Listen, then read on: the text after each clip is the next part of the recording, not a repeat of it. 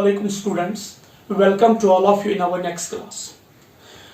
Last class में हम लोगों ने पढ़ा साइटोप्लाज्मिक इनहेरिटेंस कि किस तरीके से जो न्यूक्लियस के बाहर फैक्टर्स है किस तरीके से वो कंट्रोल करते हैं कुछ कैरेक्टर्स को और किस तरीके से वो पास ऑन होते हैं। आज का जो हमारा टॉपिक है वो है chromosomal theory of inheritance. Chromosomal theory of inheritance के बारे में बोलने से पहले हमने स्टडी किया है कि जो ग्रीगर जॉन मेंडल है, जिसे हम कहते हैं फादर ऑफ जेनेटिक्स या फादर ऑफ क्लासिकल जेनेटिक्स, उसने अपना जो काम है वो पब्लिश किया था 1865 में। ग्रीगर जॉन मेंडल ने अपना काम, जो भी उसने डिस्कवरी की थी, जो भी उसने लॉ देखे, जैसे law of dominance, law of recess, law of independent assortment, law of segregation etcetera, जो भी कुछ उसने डिस्कवर किया था या जो भी कुछ उसने काम किया था ना 1865 में उसने पब्लिश किया था। But due to so many reasons उसका जो काम है वो लोगों ने एक्सेप्ट नहीं किया, वो उस वक्त के साइंटिस्ट ने एक्सेप्ट नहीं किया। There were so many reasons जो मुझे डिस्कस नहीं करने, वो आपको बॉटनी में पढ़ने हैं। लेकिन जो ग्रीगर जॉन मेंडल है उसका काम जो है वो रीडिस्कवर किया गया 1900 में, यानी कि 1900 में देयर कैम 3 साइंटिस्ट। एक था कार्ल कॉरिन्स जर्मनी से, दूसरा था शिरमार्क और ह्यूगो डी वराइस। इन तीनों ने इंडिपेंडेंटली काम किया था और उन्होंने ये कहा था कि जो बात मेंडल ने कही, जो काम मेंडल ने किया, जो डिस्कवरी मेंडल ने की, या जो भी थ्योरी या जो भी लॉ ग्रीगर जॉन मेंडल ने दिया है वो सही है। यानी कि मेंडल के काम को रीडिस्कवर किया गया 1900 में 3 साइंटिस्ट ने इंडिपेंडेंट। और उस वक्त 1900 में उन 3 साइंटिस्ट ने यह कहा कि जो हमने डिस्कवर किया thanks to latest techniques of microscopy, यानी कि उस वक्त माइक्रोस्कोपी में बहुत एडवांसमेंट हुई थी उस वक्त, यानी कि 1900 तक आते आते माइटोसिस, मियोसिस और क्रोमोसोम डिस्कवर हो गए थे। सो उस वक्त जो 3 साइंटिस्ट ह्यूगो डी वराइस, शिरमार्क और कार्ल कॉरिन्स, उन्होंने कहा कि जो ग्रीगर जॉन मेंडल है वो कितना इंटेलिजेंट और अपने वक्त से कितना आगे था, अपने वक्त से वो कितना ज़हीन था। तो जो ग्रीगर जॉन मेंडल ने कहा था, उसने एक टर्म यूज किया था मेंडेलियन फैक्टर्स। ऑल्दो उस वक्त ग्रीगर जॉन मेंडल ने यह नहीं कहा था कि what is the physical structure of Mendelian factors, आखिर ये है क्या, लेकिन उसने कहा था कुछ तो है जो एक पर्टिकुलर कैरेक्टर को कंट्रोल करता है। सपोज वो हाइट की बात हो, टॉलनेस की बात हो, वो seed shape, seed colour etcetera, जो भी कैरेक्टर है उनको कंट्रोल करने के लिए मेंडल ने कहा था एक फैक्टर है जिसे उसको अपने नाम पे नाम दिया था मेंडेलियन फैक्टर्स। यानी कि जो ग्रीगर जॉन मेंडल ने अपने डिस्कवरी में, अपने रिसर्च में, अपने थ्योरीज में, अपने लॉज में बात की थी किन की? मेंडेलियन फैक्टर्स की। उस मेंडेलियन फैक्टर का फिजिकल नेचर क्या, उसका फिजिकल स्ट्रक्चर क्या, आखिर वो है क्या, वो तब पता नहीं था। आज तो हम जानते हैं माशाल्लाह कि दे आर एक्चुअली जीन्स, लेकिन उस वक्त ग्रीगर जॉन मेंडल को वो सब नहीं पता था। उसको ये नहीं पता था कि वो मेंडेलियन फैक्टर क्या है, डीएनए है, आरएनए है, प्रोटीन्स है, कार्बोहाइड्रेट्स है क्या, उसको ये सब नहीं पता। उसने सिर्फ ये कहा था कि सेल के अंदर मेंडेलियन फैक्टर्स है जो कंट्रोल करते हैं ट्रेट्स को, जो कंट्रोल करते हैं कैरेक्टर्स को। 1900 तक आते आते जब माइटोसिस डिस्कवर हुआ, जब मियोसिस डिस्कवर हुआ, जब क्रोमोसोम डिस्कवर हो गए, तो पता चला, लोगों को पता चला, साइंटिस्ट को पता चला कि न्यूक्लियस के अंदर, यानी कि सेल के अंदर कुछ तो है जो एक तो डबल होता है। यानी कि न्यूक्लियस के अंदर कुछ तो है, एक तो वो डबल होता है और डबल के साथ वो इक्वली डिस्ट्रीब्यूट होता है into the daughter cells. Suppose हम माइटोसिस की बात करेंगे, माइटोसिस में क्या होता है? माइटोसिस में अगर हम बात करेंगे, माइटोसिस की एक सेल, उसमें है 2 n number of chromosome diploid set. तो माइटोसिस के दौरान, यानी कि सेल डिवीजन के दौरान, सेल साइकिल के दौरान, इंटरफेज में, एस फेज में, वो जो डिप्लॉयड सेट ऑफ क्रोमोसोम वो डबल होता है और उसके बाद जब वो इक्वली डिस्ट्रीब्यूट होते हैं इनटू द 2 डॉटर सेल्स, तो जो ये जेनेटिक मटीरियल जो ये इसके अंदर, जो न्यूक्लियस के अंदर है, ये इक्वली डिस्ट्रीब्यूट होता है। या मियोसिस के अंदर जब गैमीट्स बनते हैं तो किस तरीके से जो सेल के अंदर है, जो न्यूक्लियस के अंदर है, जो जेनेटिक मटीरियल जो कुछ है वो इक्वली जो हाफ डिस्ट्रीब्यूट होता है हैप्लॉइड सेट में।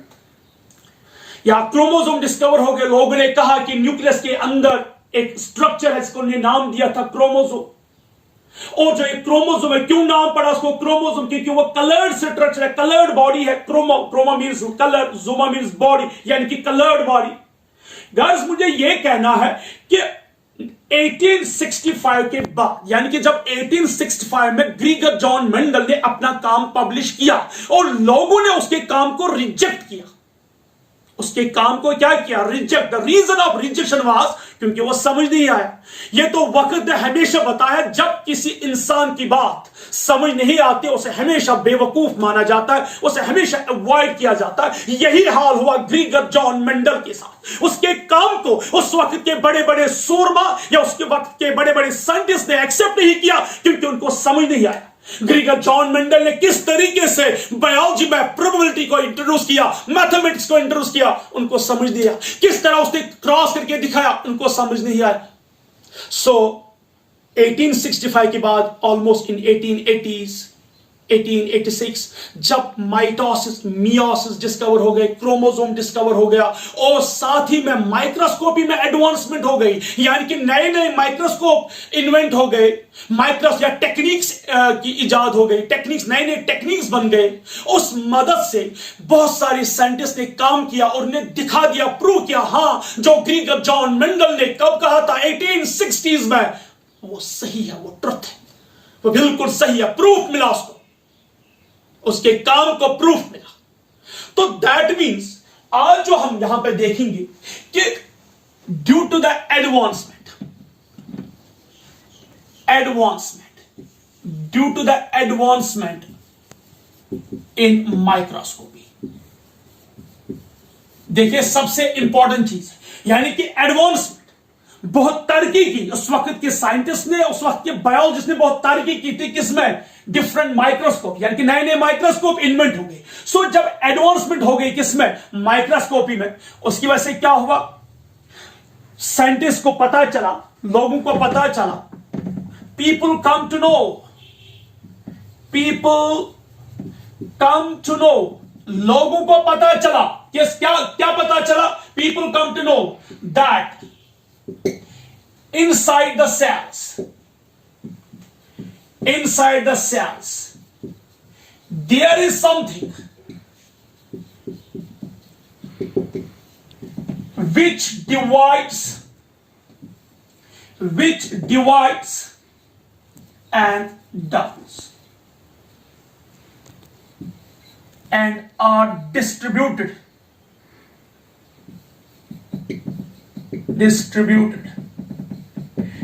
into daughter cells. प्लीज ध्यान से सुनिए, मैंने क्या कहा?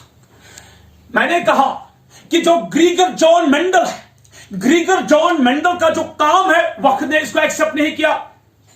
उसके बाद with the passage of time, वक्त के साथ साथ लोग भूल गए थे ग्रीगर जॉन मेंडल को, लोग भूल गए थे उसके काम को, क्योंकि उसके काम को कोई इज्जत अफजाई नहीं मिली थी, वो वैल्यू नहीं मिला जो हकदार था। लेकिन 80s में जब आहिस्ता इनके 1900 तक माइक्रोस्कोपी में एडवांसमेंट हो गई, नए नए माइक्रोस्कोप इन्वेंट हो गए और साथ ही में लोगों को पता चला कि सेल जब डिवाइड करती है, सेल के अंदर, न्यूक्लियस के अंदर कोई चीज है जो डिवाइड होती है, जो खुद को डबल करती है और फिर डिस्ट्रीब्यूट होती है इनटू डॉटर सेल्स। यानी कि यही लोगों को पता चला।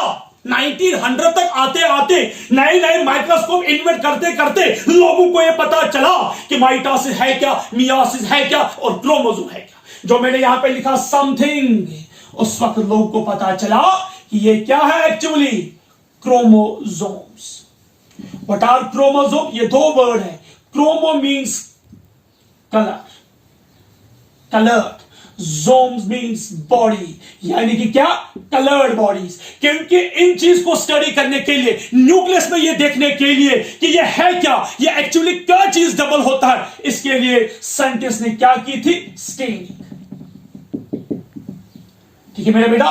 सो बच्चा, साइंटिस्ट ने क्या किया था, उनको यह जानना था कि अगर सेल में माइटोसिस करती है, अगर सेल मियोसिस करती है, कि जो सेल के अंदर, जो न्यूक्लियस के अंदर डबल हो रहा है, डिवाइड कर रहा है, फिर डिस्ट्रीब्यूट होता है डॉटर सेल्स में, आखिर वो है क्या, उसको स्टडी करने के लिए साइंटिस्ट ने क्या किया, स्टेनिंग।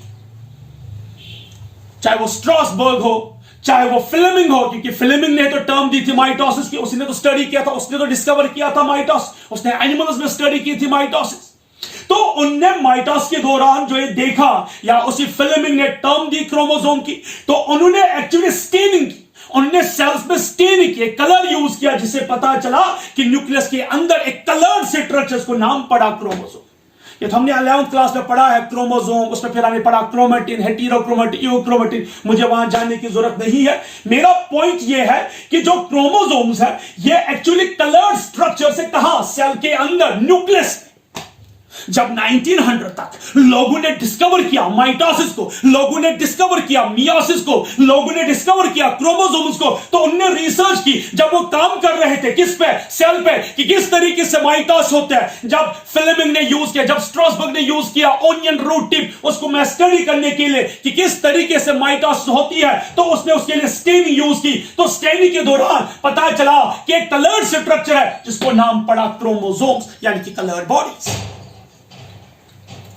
ना अब हम आएंगे इस पॉइंट में, यानी कि अब लोगों को क्या क्या पता चला, दो चीजें। पहला, लोगों को पता चला कि माइक्रोस्कोप की एडवांसमेंट हुई, माइक्रोस्कोप्स में लोगों को पता चला माइटोसिस के बारे में, लोगों को पता चला मियोसिस के बारे में। तो यहां मैंने तीन चीजें डिस्कस की, एक मियोसिस, दूसरा माइटोसिस और थर्ड क्रोमोसोम्स, यानी कि तीन चीजें लोगों को पता चले। कब तक, 1900 तक आते आते। 1900 में बहुत दो चीजें इंपॉर्टेंट हुई। एक, मेंडल का काम रीडिस्कवर हुआ इंडिपेंडेंटली, और साथ ही में लोगों को यह भी पता चला कि माइटोसिस होती है, सेल डिवीजन होता है, मियोसिस होता है जो गोनेड सेल्स में होता है, और क्रोमोसोम के बारे में। तो जब ये पता चला, लोगों को पता चला कि हां, जब एक सेल डिवाइड करती है, सेल डिवीजन से पहले खुद को डबल कर, यानी कि सेल के अंदर, न्यूक्लियस के अंदर क्रोमोसोम्स है, जेनेटिक मटेरियल है जो खुद को डबल करती है, और जब वो खुद को डबल करते फिर डिस्ट्रीब्यूट करती है equally into the daughter cells जो नहीं। तो जब उनको ये सब पता चला तो उनको समझ आ गया, हां, मेंडल, ग्रीगर जॉन मेंडल ने 1865 में तो यही कहा था। ग्रीगर जॉन मेंडल ने यही कहा था। उसने लॉ दिया, लॉ ऑफ सेग्रीगेशन, लॉ दिया, लॉ ऑफ इंडिपेंडेंट असॉर्टमेंट। क्या कहा उसने यही कहा, लेकिन उसने कहा कि जो मेंडेलियन फैक्टर्स है, जो मेंडेलियन फैक्टर्स है वो होते हैं पेयर्स में, और वो गमीटोजेनेसिस के दौरान डिस्ट्रीब्यूट होते हैं इनटू द डॉटर सेल्स। सो जब ग्रीगर जॉन मेंडल ने बात की थी मेंडेलियन फैक्टर्स की, और आज हम बात करें क्रोमोसोम्स की, आज हमें देखना है क्या इन क्रोमोसोम और मेंडेलियन फैक्टर्स में कोई कनेक्शन तो है, क्या इनमें कोई सिमिलरिटी है। तो हमने जब स्टडी किया, देखिए पहले हम बात करेंगे क्रोमोसोम है क्या। Chromosome condense form of A chromatin, हमने पढ़ा है क्रोमेटिन। क्रोमेटिन जो होता है, यानी कि जब सेल डिवीजन स्टार्ट होता है, इंटरफेज में G1 phase, S phase, G2 phase, उसके बाद सब स्टार्ट होता है प्रोफेज में कंडेंसेशन होती है तो क्रोमोसोम बनता है। मेटाफेज आते आते जो क्रोमोसोम है ये हाईली कंडेंस होता है, तभी तो हम कहते हैं कि जो metaphase is the best stage to study the structure of a chromosome. और उसके बाद जो डिफरेंट शेप्स, एनाफेज एटसेट्रा, ये तो हमने पढ़ा है 11th क्लास में, मुझे जानने की जरूरत नहीं है। लेकिन हाँ, एक चीज तो है, आज अगर हम बात करेंगे क्रोमोसोम की, अगर हम कहते हैं कि हाँ, न्यूक्लियस के अंदर क्रोमोसोम्स है, वही क्रोमोसोम खुद को डबल करते हैं और डिस्ट्रीब्यूट होता है into the daughter cells. Mendel ने कहा था मेंडेलियन फैक्टर्स। अब हम यहां देखेंगे इस टॉपिक में कि what is the similarity between the Mendelian factors and chromosome. क्या इनके बीच में कोई सिमिलरिटी है, क्या इनके बीच में कोई कनेक्शन है, क्या इनके बीच में कोई रिलेशन है। और साथ ही में ये देखेंगे कि जो ये क्रोमोसोम है ये किस तरीके से पास ऑन होता है फ्रॉम पेरेंट्स टू ऑफस्प्रिंग्स। जो मेंडल ने कहा था क्या उसी तरीके से क्रोमोसोम भी पास ऑन होता है। मेंडल ने कहा था कि जो मेंडेलियन फैक्टर्स है, जैसे उन्होंने बात की थी अलील, अगर आपको याद होगा, उसने बात की थी कैपिटल टी, उसने बात की थी स्मॉल टी। जैसे फॉर एग्जांपल मैं दिखाऊंगा कैपिटल टी, यह स्मॉल टी, यहां होती है गमीटोजेनेसिस तो दो में से एक ही आ गया, यहां भी होती है गमीटोजेनेसिस तो दो में से एक ही आ गया स्मॉल टी। फिर मिले वापस आ गया डिप्लॉयड से। तो दैट मीन्स किस तरीके से ये अलील्स जो उसे नाम दिया था मेंडेलियन फैक्टर्स, किस तरीके से ये पास ऑन होते हैं from parents to their offsprings, तो ये हम इस तरीके। उससे पहले मैं यहां पे कहना जरूरी समझता हूं कि जो क्रोमोसोमल थ्योरी ऑफ इनहेरिटेंस है, ये दो साइंटिस्ट ने दी थी इंडिपेंडेंटली, इस पे काम किया था, दो साइंटिस्ट ने इंडिपेंडेंटली काम किया था। एक है Walter Sutton, SUTTON, Walter Sutton. ये एक साइंटिस्ट था वॉल्टर सटन, जिसने काम किया था इंडिपेंडेंटली किस पे, क्रोमोसोमल थ्योरी ऑफ इनहेरिटेंस। और दूसरा था थियोडोर बोवरी। सो दो साइंटिस्ट है, एक है वॉल्टर सटन और दूसरा है थियोडोर बोवरी। उन्होंने 1902 में 1902 उन्होंने 1902 में एक थ्योरी दी थी, उसने नाम रखा था क्रोमोसोमल थ्योरी ऑफ इनहेरिटेंस। उनने कहा कि किस तरीके से क्रोमोसोम पास ऑन होते हैं from parents to their offsprings. उन्होंने कहा था कि जब माइटोसिस की बात या मियोसिस की बात करेंगे, जैसे फॉर एग्जांपल हम मियोसिस की बात करेंगे, तो मियोसिस में होता है 2n नंबर ऑफ क्रोमोसोम्स। जैसे फॉर एग्जांपल यहां पे लिखना पसंद करूंगा मैं, यहां पे 2n नंबर ऑफ क्रोमोसोम एक सेल, कि किस तरीके से इस सेल के दो सेल्स बनते हैं। तो एक सेल में n, दूसरे में भी n, फिर इस सेल के दो और सेल्स बनते हैं, इस सेल के भी दो और सेल्स बनते हैं। तो यहां भी n, यहां भी n, यहां भी n, यहां भी n। हम कहते हैं मियोसिस। मियोसिस होता है, दो स्टेज में पढ़ा है मियोसिस फर्स्ट एंड सेकंड, कि किस तरीके से जो क्रोमोसोम नंबर है वो रिड्यूस होता है, हॉप होता है इनटू द डॉटर सेल्स, जिन्हें हम कहते हैं गैमीट्स।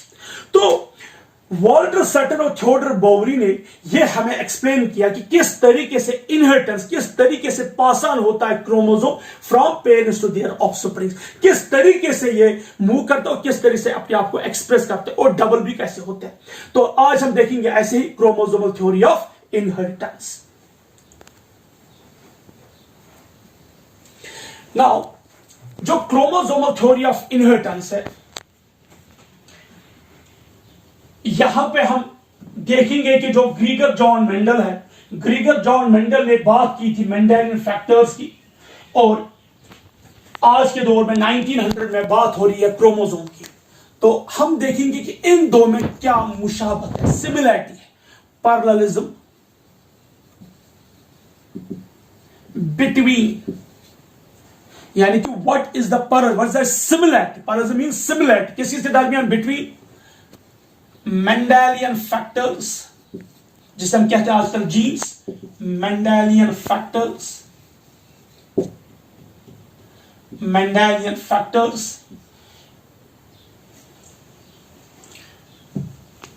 मेंडेलियन फैक्टर्स जिन्हें हम कहते हैं genes and chromosomes. What is the similarity, यानी कि क्या सिमिलरिटी है किस किस के बीच में, What is the similarity between Mendelian factors जिन्हें हम आज जीन्स के नाम से जानते हैं और क्रोमोसोम्स। देखो बेटा, मेंडल ने जो उस वक्त स्टडी किया था, जो देखा था, उसने अपने नाम उसको रखा था नाम मेंडेलियन फैक्टर्स, और अलील्स का कॉन्सेप्ट दिया था उसने। आज हम उनको कहते हैं जीन्स। हम सिंपल सी बात करेंगे। फॉर एग्जाम्पल हम यहां बात करेंगे गाड़ी की, कार की। एक इंसान गाड़ी में बैठा है और गाड़ी के अंदर बंदा बैठा, तो जहां गाड़ी जाएगी वहां ये बंदा भी जाएगा। इट्स नेवर पॉसिबल कि गाड़ी चलाने वाला बंदा कहीं और जाएगा और गाड़ी कहीं और जाएगी।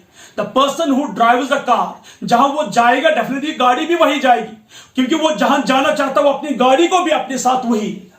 तो ये जो क्रोमोसोम्स है, इन्हें कहा जाता है जेनेटिक व्हीकल्स। क्यों कहते हैं genetic vehicles? Because they carry information, they carry the genes from parents to their offsprings.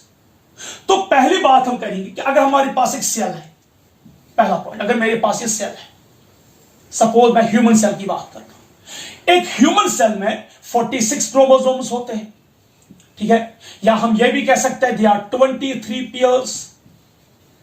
तो जब मैं वर्ड यूज करता हूं pairs, means there are set of chromosome. ये एक पेयर है, ठीक है, ये दूसरा पेयर है, ये थर्ड पेयर है, ऐसे ही 23 पेयर्स। गो एक ह्यूमन सेल में जो टोटल नंबर ऑफ क्रोमोसोम्स वो या तो 46 है या हमको कह सकते हैं 23 पेयर्स, यानी कि जो क्रोमोसोम्स है वो वहां पे डाइसोमिक कंडीशन में, पियर्ड कंडीशन में। तो जैसे देखिए ये क्रोमोसोम नंबर 1 है, ये क्रोमोसोम नंबर 2, ये क्रोमोसोम नंबर 3। ये जो क्रोमोसोम नंबर 1 है, एक इसमें वो है जिसको हम बोलते हैं पैटर्नल क्रोमोसोम। क्यों कहते हैं पैटर्नल? मींस ये सेट जो है, ये वाला जो क्रोमोसोम है फादर की तरफ से आया है, और ये दूसरा क्रोमोसोम इसे कहता है मैटरनल, यानी कि ये कहां से मिला है? मां से। गो मदर का जो क्रोमोसोम नंबर 1 और फादर का जो क्रोमोसोम नंबर 1, इनका साइज, इनकी शेप, इनका स्ट्रक्चर बिल्कुल क्या है? सेम। इसलिए हम इनके लिए टर्म यूज करते हैं, हम कहते हैं होमोलॉग या होमोलॉगस।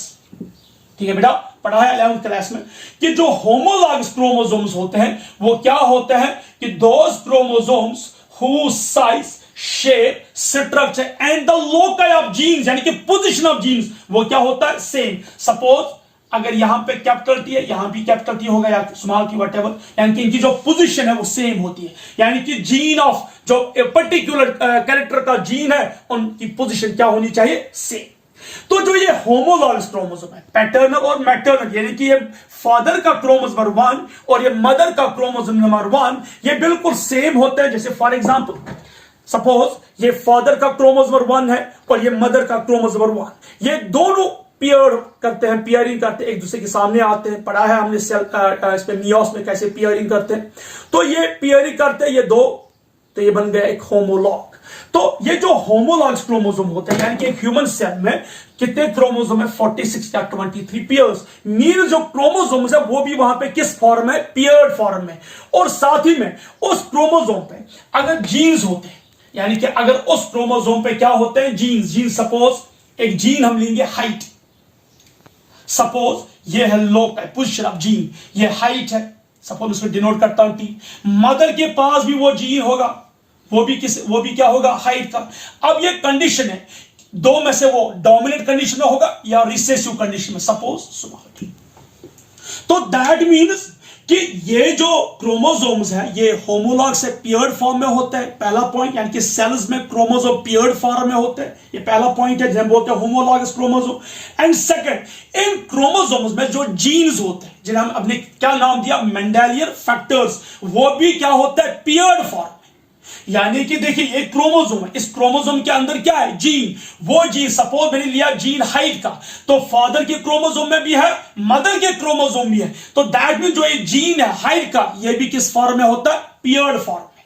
सो पहला पॉइंट जो क्लियर हुआ हमें इस क्रोमोसोमल थ्योरी ऑफ इनहेरिटेंस में, वो ये है कि जो बोथ क्रोमोसोम, अब मैं यहां पे वर्ड यूज करूंगा बोथ, क्योंकि जीन एंड क्रोमोसोम, हम इन दो की बात कर रहे हैं। जीन का दूसरा नाम मेंडेलियन फैक्टर, क्योंकि मेंडल ने उसको नाम क्या दिया था? Mendelian factors. आज हम उनको क्या नाम देते हैं? जीन्स। तो जीन और क्रोमोसोम जो होते हैं ये बिल्कुल सेल के अंदर किस फॉर्म में होते हैं? पियर्ड फॉर्म में होते हैं। जैसे क्रोमोसोम होते हैं होमोलॉगस फॉर्म में, पियर्ड फॉर्म में, तो उन पे जो जीन्स होते हैं, लीन्स होते हैं, वो भी किस फॉर्म में होते हैं? पियर्ड फॉर्म में। सो हमारा पहला पॉइंट क्या बनेगा? So the first point is both, और बोथ यहां पे दोनों जीन्स है, क्रोमोसोम, क्योंकि मैं शॉर्ट में लिखना पसंद करूंगा। Both are in paired form, both are in paired form, यानी कि जो जीन्स है, जीन्स और जो क्रोमोसोम्स है वो क्या होते हैं? पियर्ड फॉर्म में। क्रोमोसोम में आते हैं मैटरनल और पैटर्नल, वो होमोलॉग्स होते हैं, वो पियर्ड फॉर्म में होते हैं। और जीन्स भी क्या होता है उन क्रोमोसोम पे? वो भी क्या होता है? पियर्ड फॉर्म में। दैट मीन जो पहला पॉइंट है वो यह है कि जो जीन्स और क्रोमोसोम्स है वो किस फॉर्म में होते हैं? पियर्ड फॉर्म में होते हैं। अब जो ये पियर्ड फॉर्म में होते हैं, सपोज यहां पे मैंने अभी बात की थी एक सेल की, ह्यूमन सेल की, मैंने कहा कि ह्यूमन में 46 क्रोमोसोम, या हम सिंपली कहते हैं 23 पेयर्स, या हम सिंपली कहते हैं 2n, वायर एन जो है 2n। तो ये डिप्लॉयड है, एन 23, 46, तो ये 46 क्रोमोसोम, या हम कैसे कहते हैं डिप्लॉयड, या 23 पेयर्स ऑफ क्रोमोसोम। तो जो एक डिप्लॉयड सेल होती है, उस डिप्लॉयड सेल में जो क्रोमोसोम होते हैं वो पियर्ड फॉर्म में होते हैं, एक डिप्लॉयड सेल में जो क्रोमोसोम वो क्या होता है, पेयर्ड फॉर्म में, और जो जीन्स होते हैं, जीन्स में जो अलील्स होते हैं, जीन्स को जो रिप्रेजेंट करते हैं अलील्स, अलील्स भी क्या होते हैं, पेयर्ड फॉर्म में। सो दैट मीन चाहे हम बात करेंगे जीन या अलील की, वो जीन या अलील वो किस फॉर्म में होते हैं, पेयर्ड, और क्रोमोसोम भी क्या होता है, पेयर्ड, लेकिन कहां, in diploid cells, in diploid. तो जो diploid cell both are in paired form, कौन, जीन और क्रोमोसोम। जीन और क्रोमोसोम किस फॉर्म है, पेयर्ड फॉर्म में, यानी कि सेल के अंदर जो क्रोमोसोम होते हैं वो होमोलॉगस फॉर्म में होते हैं, पेयर्ड फॉर्म में होते हैं, और जो जीन्स या अलील्स होते हैं वो भी किस फॉर्म में होते हैं, पेयर्ड, लेकिन कहां पे, एक डिप्लॉयड सेल। हम यहां पे हैप्लॉयड ट्रिप्लॉयड की बात नहीं करते, हम किसकी बात कर रहे हैं, डिप्लॉयड सेल की। तो डिप्लॉयड सेल में ये क्रोमोसोम और जीन्स है ये किस फॉर्म में होते हैं, पेयर्ड फॉर्म में। ये पहला पॉइंट बन गया। पॉइंट नंबर 2, देखिए जब गैमीटोजेनेसिस होती है तो ये दोनों जो है सेपरेट होते हैं, ये दोनों क्या होते हैं, सेपरेट। सपोज फॉर एग्जांपल मेरे पास यहां पे 46 क्रोमोसोम है, ठीक है, ये 46 क्रोमोसोम्स। सपोज यहां मेरे पास एक सेल है, ठीक है, इस सेल में है 46 क्रोमोसोम। तो जब इस सेल के हम बात करेंगे गैमीट्स, ठीक है, तो इसमें भी आते हैं 23, इसमें भी आते हैं 23, मीन्स जो क्रोमोसोम नंबर है वो रिड्यूस होता है हाफ, यानी कि वो हाफ, इसका एक सेट जाता है एक गैमीट में और दूसरा सेट जाता है दूसरे गैमीट में। या हम सिंपल ऐसे कह सकते हैं, अगर यहां पे ऐसे ये क्रोमोसोम पेयर है, सपोज ये होमोलॉगस पेयर है, ठीक है, एक इसमें यहां चला जाएगा और एक इसमें यहां चला जाएगा। मीन जो ये होमोलॉगस क्रोमोसोम है ये एक दूसरे से क्या होता है, सेपरेट होते हैं। ये सेपरेट होते हैं कब, ड्यूरिंग गैमीटोजेनेसिस, यानी कि जब गैमीटोजेनेसिस होती है, गैमीट फॉर्मेशन होती है, तो गैमीट फॉर्मेशन के दौरान क्या होता है, जो सेल के अंदर क्रोमोसोम नंबर होता है वो रिड्यूस होता है हाफ, यानी कि एक गैमीट में भी हाफ सेट जाता है और दूसरे गैमीट में भी हाफ जाता है। यानी कि अगर मेरे सेल में सपोज 46 क्रोमोसोम है तो इसमें जो 23 क्रोमोसोम है वो जाएंगे एक गैमीट में और जो 23 है वो जाएंगे दूसरे गैमीट में। तो दैट मींस ये जो होमोलॉगस पेयर से ये सेपरेट हो गए, या जो ये पेयर्ड क्रोमोसोम्स है, डाइसोमिक फॉर्म क्रोमोसोम्स है, ये एक दूसरे से सेपरेट हो गए। वही अब जरा ध्यान से अगर हम बात करें क्रोमोसोम, तो क्रोमोसोम पे जीन्स है या अलील्स है, तो वो अलील्स भी क्या होता है, सेपरेट। वो अगर क्रोमोसोम सेपरेट हुआ तो उसके साथ अलील्स भी क्या हो गए, सेपरेट। मैं आपको ऐसे समझाता हूं। सपोज हम बात करेंगे यहां पे एक क्रोमोसोम की, ये मेरे पास एक क्रोमोसोम है, ठीक है सर, यहां पे ये दूसरा क्रोमोसोम है। ये दोनों क्रोमोसोम किस फॉर्म है, पेयर्ड फॉर्म है। ये दोनों क्रोमोसोम किस है, ये होमोलॉगस है। सपोज यहां पे मैं बात करता हूं, सपोज यहां पे है एक अलील कैपिटल टी, यहां पे दूसरा अलील स्मॉल टी सपोज। अब जब ये वाला क्रोमोसोम जाएगा एक सेल में, एक गैमीट में, और ये वाला क्रोमोसोम जाएगा दूसरे गैमीट में, ठीक है बेटा, तो ये दो क्रोमोसोम आपस में सेपरेट हो गए, तो ये दोनों क्रोमोसोम पेयर्ड फॉर्म है, तो ये सेपरेट हो गए। जब ये सेपरेट होता है तो एक क्रोमोसोम गया एक सेल में, दूसरा क्रोमोसोम गया दूसरे सेल में। दैट मीन जो होमोलॉगस क्रोमोसोम है ये सेपरेट हो जाते हैं, यानी कि गैमीटोजेनेसिस के दौरान, गैमीट फॉर्मेशन के दौरान ये एक दूसरे से सेपरेट होते हैं, पॉइंट नंबर 1। और इन क्रोमोसोम पे जो जीन्स होते हैं या अलील्स होते हैं वो भी एक दूसरे से क्या होते हैं, सेपरेट, क्योंकि वो भी पेयर्ड फॉर्म है। सपोज कैपिटल टी यहां आ गया, स्मॉल टी यहां आ गया। तो अब ध्यान से देखिए, क्रोमोसोम भी सेपरेट हो गए गैमीटोजेनेसिस के दौरान, अलील्स या जीन्स भी सेपरेट हो गई। सो सेकंड पॉइंट ये बनेगा क्रोमोसोमल थ्योरी ऑफ इनहेरिटेंस में कि जब गैमीटोजेनेसिस होती है तो गैमीटोजेनेसिस में क्या होता है कि जो क्रोमोसोम्स है वो सेपरेट होते हैं और जाते हैं अलग अलग से किन में, इनटू देयर गैमीट्स, और साथ ही में उन क्रोमोसोम पे जो जीन्स या अलील्स है वो भी सेपरेट होता है और वो भी पास ऑन होता है किन में, into the gametes. So second point,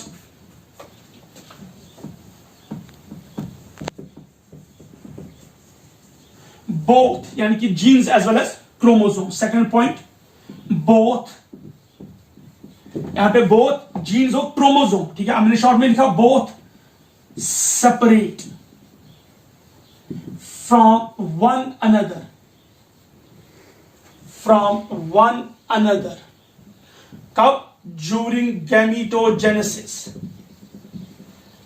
during गैमीटोजेनेसिस, यानी कि गैमीट फॉर्मेशन के दौरान ये दोनों एक दूसरे से क्या होता है, सेपरेट होता है। अलील्स भी, जीन्स भी, या हम क्रोमोसोम्स भी सेपरेट होते हैं, both separate from one another during gametogenesis and pass कहां जाते हैं, इनटू द गैमीट्स,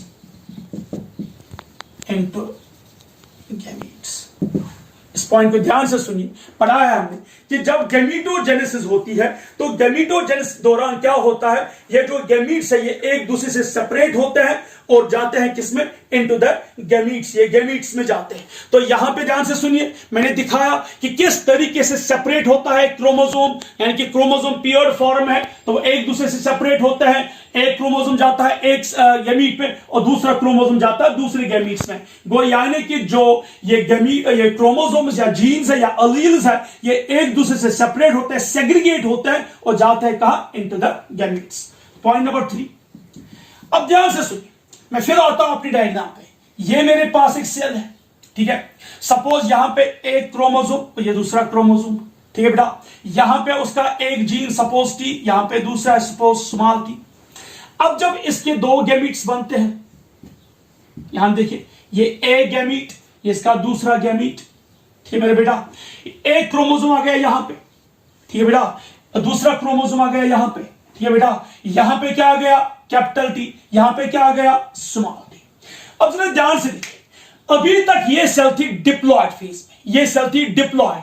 तो डिप्लॉयड सेल में दो क्रोमोसोम यानी कि पेयर्ड फॉर्म में होते हैं, होमोलॉग्स क्रोमोसोम होते हैं, सेट ऑफ क्रोमोसोम होते हैं और वहां पे सेट ऑफ अलील्स भी होते हैं, सेट ऑफ जीन्स भी होते हैं, पेयर्ड जीन्स। गो यहां पे दो अलील्स थे और दो क्रोमोसोम। यहां देखिए आप गैमीट्स में, इस वाले गैमीट में यानी कि एक गैमीट में एक ही क्रोमोसोम और एक ही अलील होता है। गो यानी कि जब गैमीटोजेनेसिस होती है, जब गैमीट फॉर्मेशन होता है तो एक गैमीट में एक ही क्रोमोसोम होगा, यानी कि होमोलॉगस पेयर का एक ही क्रोमोसोम होगा। यहां पे सपोज यहां पे एक पेयर है क्रोमोसोम का, इस एक पेयर में से सिर्फ एक ही क्रोमोसोम है कहा, एक गैमीट में। और इसी तरह यहां पे सेट है, पेयर है अलील्स का, तो इन दो अलील में से एक ही अलील है कहा, एक गैमीट में। अब जरा ध्यान से देखिए, अगर इस सेल में 46 क्रोमोसोम होते तो यहां कितने क्रोमोसोम आएंगे, 23। यहां भी कितने आएंगे, 23, मींस इसका हाफ कंप्लीमेंट। सो 46 का हाफ क्या है, 23 आ जाएगा एक गैमीट में और 23 आ जाएगा दूसरे गैमीट में। पढ़ा है हमने रिप्रोडक्ट फेज में। और इतना ही नहीं, सपोज जो 2n नंबर है, अगर ये डिप्लॉयड है 2n नंबर, तो यहां क्या आ जाएगा, n नंबर, यहां भी क्या आ जाएगा, n नंबर। इसी तरह उस क्रोमोसोम पे जो अलील्स है तो वो अलील्स भी क्या होता है, सेपरेट, और एक गैमीट में एक ही अलील होगा उस जीन का। यानी कि अगर सपोज ये जीन है, इस जीन के दो अलील्स है तो एक ही अलील जाएगा एक गैमीट में और दूसरा अलील जाएगा दूसरे गैमीट में। तो दैट मीन्स सेकंड पॉइंट से हमें यह पता चला कि जब सेग्रीगेशन होती है, जब सेपरेशन होती है किनकी, क्रोमोसोम्स की या अलील्स की, तो एक गैमीट में एक ही क्रोमोसोम और एक ही अलील होगा। ये इनकी थर्ड हम कह सकते हैं सिमिलैरिटी है। तो इन ईच गैमीट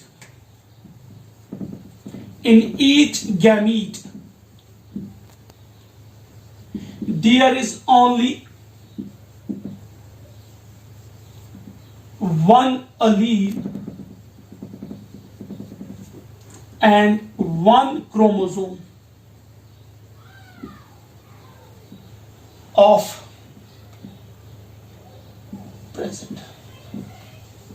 तो दैट मीन्स कि जो एक होमोलॉगस पेयर है, मैं बात कर रहा हूं होमोलॉगस पेयर, उस होमोलॉगस पेयर में से सिर्फ एक ही पेयर, एक ही क्रोमोसोम होगा एक गैमीट में, और उस जो पेयर है वहां पे अलील्स, उस दो अलील्स में से एक ही अलील होगा एक गैमीट में। तो दैट मीन्स एट ड्यूरिंग गैमीटोजेनेसिस एक गैमीट में सिर्फ एक ही क्रोमोसोम और उसका एक ही अलील होगा। Is it clear? ये हो गया थर्ड पॉइंट। नाउ फोर्थ, देखिए जब गैमीटोजेनेसिस भी हो गया, सेग्रीगेशन भी हो गई, यानी कि सेपरेशन ऑफ क्रोमोसोम्स या अलील्स भी हो गए, अब बात हम करेंगे फर्टिलाइजेशन की। जब फर्टिलाइजेशन होती है तो यहां पर बात करेंगे दो गैमीट्स है, सपोज ये मेरे पास एक गैमीट है, फिर वही बात ये मेरे पास यहां पे दूसरा गैमीट है, यहां गैमीट के पास एक क्रोमोसोम है, यहां गैमीट के पास भी एक क्रोमोसोम है, इस गैमीट पे सपोज कैपिटल टी है, इस गैमीट पे सपोज स्मॉल टी है। तो जब गैमीट्स मिलते हैं, जब गैमीट्स फ्यूज होते हैं, यानी कि जब फर्टिलाइजेशन होती है, जब क्या होती है, फर्टिलाइजेशन, यानी कि जब गैमीट्स मिलते हैं तो क्या होता है बेटा, ध्यान से देखिए, यहां क्या बना, जाइगोट। क्या मिला यहां पे, जाइगोट, यानी कि ड्यू टू फर्टिलाइजेशन, जब फर्टिलाइजेशन होती है, फर्टिलाइजेशन में जब मेल गैमीट और फीमेल गैमीट आपस में मिलते हैं तो क्या बनता है, जाइगोट। इस गैमीट का एक क्रोमोसोम, एग्जांपल के लिए मैं एक ही बात कर रहा हूं, इस गैमीट का दूसरा क्रोमोसोम, ये आपस में नजदीक आ जाते हैं, अगेन उनने फिर से बनाया होमोलॉगस पेयर। यहां का एक क्रोमोसोम इस गैमीट का और इस गैमीट का एक क्रोमोसोम, यहां सपोज ये मेल है और सपोज ये फीमेल है, तो ये दो, इसका एक क्रोमोसोम और इसका एक क्रोमोसोम आपस में पेयर हो गए, तो उन्हें फिर से बनाया होमोलॉगस पेयर। और यहां देखिए अलील जो था कैपिटल टी, यहां पे भी क्या आ गया, स्मॉल टी, तो अलील्स भी फिर से बन गए pair.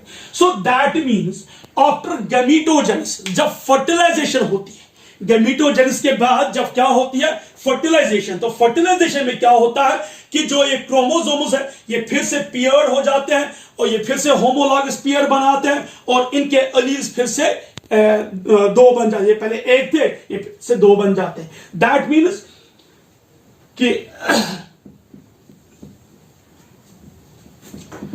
Fourth point, during fertilisation,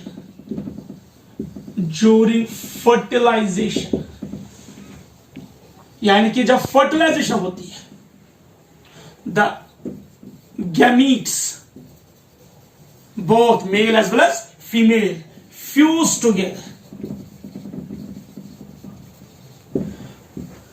to form diploid zygote, या डिप्लॉयड सेल कह सकते हैं हम, या डिप्लॉयड जाइगोट। तो जब फर्टिलाइजेशन होती है, गैमीट्स एक दूसरे के साथ फ्यूज होते हैं, तो उनने क्या बनाया, एक डिप्लॉयड सेल या एक डिप्लॉयड जाइगोट। जब डिप्लॉयड सेल या डिप्लॉयड जाइगोट बन गया तो उस डिप्लॉयड सेल में और या उस डिप्लॉयड जाइगोट में क्या हो गया, the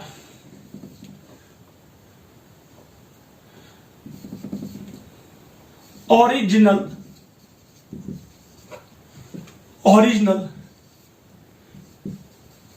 paired form of both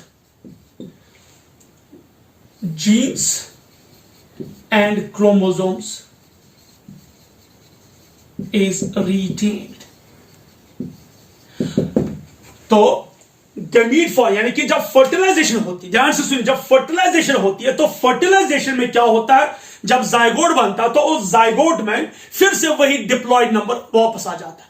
तो जब पहले सेल थी डिप्लॉयड में पियर थे क्रोमोसोम्स, पियर थे अलील्स, पियर थे जीन्स, फिर हो गई गैमीटोजेनेसिस, ये क्रोमोसोम होमोलॉगस क्रोमोसोम एक दूसरे से सेपरेट हो गए, एक गैमीट गया, एक क्रोमोसोम गया एक सेल में, तो एक गैमीट पे, एक दूसरा क्रोमोसोम गया दूसरे गैमीट पे, इस क्रोमोसोम पे जो अलील या जीन था वो गया इसके साथ, तो इस क्रोमोसोम पे जो जीन और अलील था वो भी चला गया इसके साथ, यानी कि अलील्स भी सेपरेट हो गए, जीन्स भी सेपरेट हो गए, क्रोमोसोम भी सेपरेट हो गए।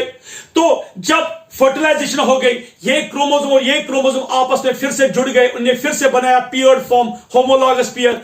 इस क्रोमोसोम पे जो अलील, फिफ्थ पॉइंट, जब गैमीटोजेनेसिस होती है, यानी कि जब क्रोमोसोम्स पास ऑन होते हैं from parents to their offspring, father to son और फादर टू डॉटर, या फिर मदर टू सन और मदर टू डॉटर, या हम कह सकते हैं जब पेरेंट्स से ये क्रोमोसोम पास ऑन होता है इनटू देयर ऑफस्प्रिंग, और उन ऑफस्प्रिंग से जब यही क्रोमोसोम पास ऑन होते हैं to their offspring and so on and so on. तो जब ये क्रोमोसोम्स पास ऑन होते हैं from parents to their offsprings, generation to generation, next generation, ये अपना नंबर, अपनी मॉर्फोलॉजी, अपना स्ट्रक्चर या अपनी जो इंडिविजुअलिटी, इनकी जो पहचान है वो रिटेन करते, वो चेंज नहीं करते। मैं फिर रिपीट करना चाहता हूं कि जब क्रोमोसोम्स पास ऑन होते, सपोज यह एक पेरेंट, ये एक parent gamete, this a chromosome, ये दूसरा पेरेंट, ये इसका दूसरा गैमीट, ये आपस में फ्यूज हो गए, तो यहां पे बन गया ये ऑफस्प्रिंग इनका, तो ये क्रोमोसोम फिर से आ गई।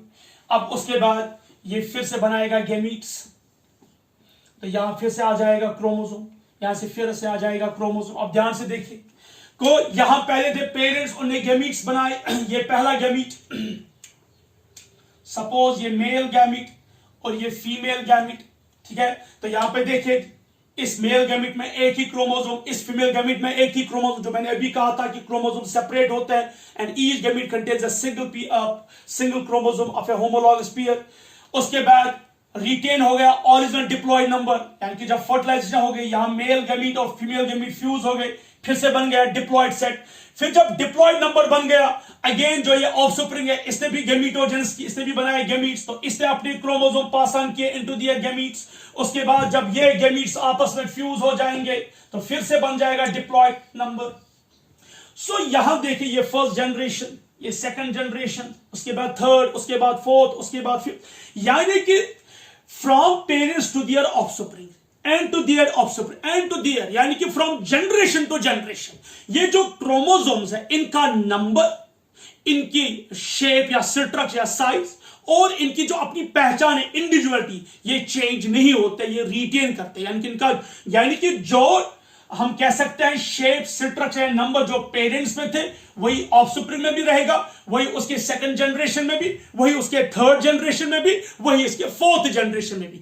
यानी कि जो ये क्रोमोसोम्स है, जब ये पास ऑन होते from parents to their offsprings and so on and so on and so on, ये अपनी इंडिविजुअलिटी, ये अपना शेप स्ट्रक्चर और नंबर उसको चेंज नहीं करते हैं। That means chromosomes and alleles, both chromosomes and alleles जो है वो अपनी इंडिविजुअलिटी और अपना नंबर और अपना स्ट्रक्चर क्या करते हैं, रिटेन करते हैं। So both retain number, structure and individuality,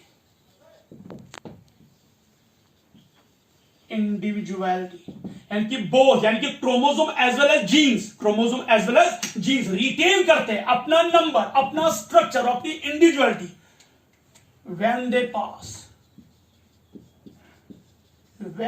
pass कहां से, फ्रॉम पेरेंट्स, या फ्रॉम पेरेंट्स टू दियर, कहा offsprings, to their offsprings and so on. वो यानी कि जब पेरेंट्स से क्रोमोसोम्स या हम कह सकते हैं अलील्स पास ऑन होता है टू दियर ऑफस्प्रिंग, उसके बाद उनके ऑफस्प्रिंग एंड सो ऑन, इनका जो नंबर, स्ट्रक्चर या जो इनकी पहचान है वो कभी भी चेंज नहीं होती है। नाउ 6 पॉइंट, मेंडल ने कहा था law of segregation. Now what is a segregation? उसने कहा था कि जब गैमीटोजेनेसिस होती है तो जो ये अलील्स है, मेंडेलियन फैक्टर्स है, वो सेग्रीगेट होते हैं। 10th में आप लोगों ने पढ़ा होगा, ये देखिए capital T, this is small T, ये है अलील्स। तो जब गैमीटोजेनेसिस होती है तो यहां आता है एक ही अलील, इसमें भी आता है एक ही अलील। सो इसे हम कहते हैं लॉ ऑफ सेग्रीगेशन, यानी कि गैमीटोजेनेसिस के दौरान जो दो अलील्स है उसमें से एक अलील सेपरेट होता है, एक अलील जाता है एक गैमीट में और दूसरा अलील जाता है दूसरे गैमीट में। तो ये दोनों अलील्स एक दूसरे से क्या होते हैं, सेपरेट। यहां भी क्या होता है, ये दोनों अलील्स एक दूसरे से सेपरेट होता है। ये तो मेंडल ने कहा था। तो आज हम क्या देखते हैं, जब सेल में डिवीजन होता है, यहां मैं लिखना पसंद करूंगा, ये देखिए सपोज जब एक सेल में सपोज 46 क्रोमोसोम है, तो जब ये गैमीट्स बनाएगा इसमें भी कितने आ जाएंगे 23, इसमें भी कितने आ जाएंगे 23। मींस ये जो क्रोमोसोम्स है, जो होमोलॉगस क्रोमोसोम्स है, ये एक दूसरे से सेपरेट होते हैं, ये एक दूसरे से सेग्रीगेट होते हैं, सेपरेट होते हैं। गो इस 46 में हाफ कंप्लीमेंट जाएगा कहां पे, एक गैमीट में, और उसका दूसरा हाफ जाएगा दूसरे गैमीट में। गो अगर यहां पे 2 क्रोमोसोम्स है, सपोज यहां पे 2 क्रोमोसोम्स है, तो एक क्रोमोसोम जाएगा एक गैमीट में और दूसरा क्रोमोसोम जाएगा दूसरे गैमीट में। सो ये जो क्रोमोसोम्स है ये एक दूसरे से क्या हो जाएंगे, अलग, सेग्रीगेट। मेंडल ने उसको क्या कहा था, लॉ ऑफ सेग्रीगेशन। तो आप देखिए जो मेंडेलियन फैक्टर्स है या जो अलील्स है ये सेग्रीगेट होते हैं। तो मेंडल ने पहले कहा था क्या क्रोमोसोम, यस क्रोमोसोम, यानी कि सेल डिवीजन के दौरान, गैमीट फॉर्मेशन के दौरान ये जो क्रोमोसोम्स है, होमोलॉगस पेयर्स है, ये भी एक दूसरे से सेपरेट होते हैं। दैट मीन्स कि ये दोनों ओबे करते हैं किसको, law of segregation. So both obey law of segregation, यानी कि chromosome as well as genes किसे ओबे किसे फॉलो करते हैं, लॉ ऑफ सेग्रीगेशन को, यानी कि ये दोनों लॉ ऑफ सेग्रीगेशन को एक्सेप्ट करते हैं या ओबे करते हैं। सेवंथ, मेंडल ने एक और लॉ कहा था, law of independent assortment, law of independent assortment, ये भी शायद पढ़ा होगा। देखिए मैं यहां पे सिंपल एक डायग्राम क्रॉस लिखता हूं, capital R capital R capital Y capital Y, यहां लिखेंगे small R small R small Y small Y, यहां से आ जाएगा कैपिटल आर, यहां से आ जाएगा capital Y small R small Y, तो ये मान लेंगे capital R small R capital Y small Y. जब यहां इनकी गैमेटोजेनेसिस होगी तो यहां कॉम्बिनेशंस क्या बनेंगे, capital R capital Y capital R small Y small R capital Y small R small Y. तो यहां पे ध्यान से देखिए, कैपिटल आर इस कैपिटल वाई से भी मिल रहा है, कैपिटल आर स्मॉल वाई से भी मिलता है, स्मॉल आर कैपिटल वाई से भी मिलता है, स्मॉल आर स्मॉल वाई से भी मिलता है। क्योंकि जो मेंडल ने डायहाइब्रिड क्रॉस स्टडी किया, उसने जिन कैरेक्टर्स को स्टडी किया, they were present on the different chromosome, वो एक ही क्रोमोसोम पर नहीं थे। यानी कि जब मेंडल ने डायहाइब्रिड क्रॉस लिया, मेंडल ने क्या कहा, मेंडल ने कहा था कि जब मेंडल ने डायहाइब्रिड क्रॉस स्टडी किया तो उसने देखा कि उसने एक टाइम दो कैरेक्टर्स या दो ट्रेट्स को स्टडी किया था। सपोज उसने सीड शेप और सीड कलर लिया था, यहां पे जो सीड शेप है राउंड है और सीड का कलर है जो है वो येलो है, तो उसने दो कैरेक्टर्स को स्टडी किया। लेकिन उस वक्त हम ये कह सकते हैं कि क्या मेंडल लकी था या नॉन लकी, हम ये कह सकते हैं कि मेंडल लकी था, क्योंकि जो वो ट्रेट्स थे, वो जो कैरेक्टर्स थे, वो प्रेजेंट थे अलग अलग क्रोमोसोम, यानी कि वो जीन्स जो थे वो प्रेजेंट थे अलग क्रोमोसोम पे। सपोज जो gene which controls the shape, gene shape, ये एक क्रोमोसोम पे था। जो जीन कंट्रोल करता है कौन सा कलर ऑफ शेप सीड, वो अलग क्रोमोसोम पे था।